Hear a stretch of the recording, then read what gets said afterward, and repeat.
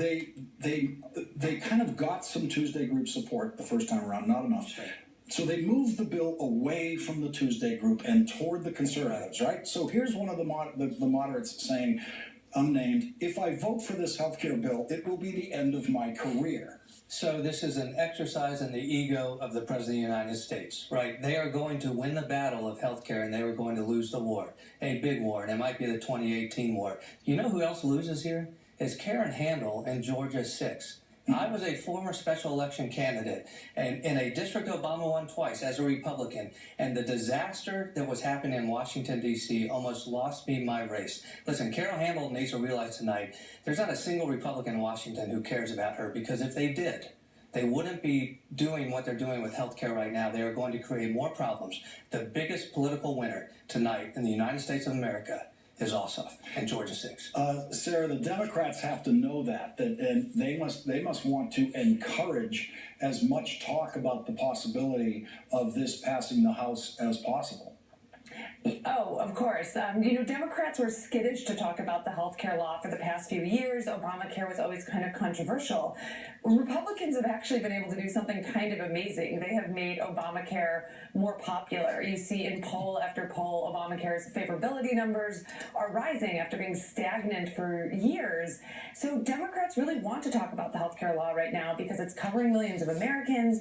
They want to talk about the fact that the Republican bill would cause 24 million people to lose coverage. So this feels like a fight that Democrats are, enthusiastic to have in a way that wasn't always true. We didn't always see Democrats standing up for the Affordable Care Act as we do right now.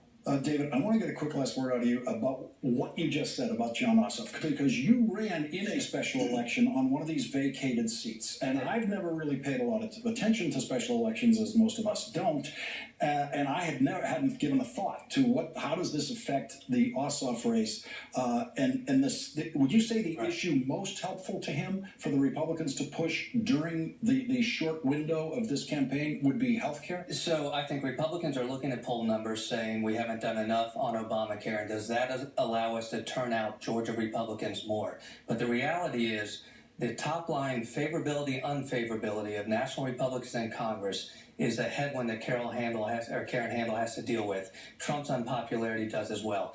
I was elected as a Republican in a Democratic district in the most expensive race in congressional history at the time. Every time Republicans did something stupid in Washington, it made it harder for me.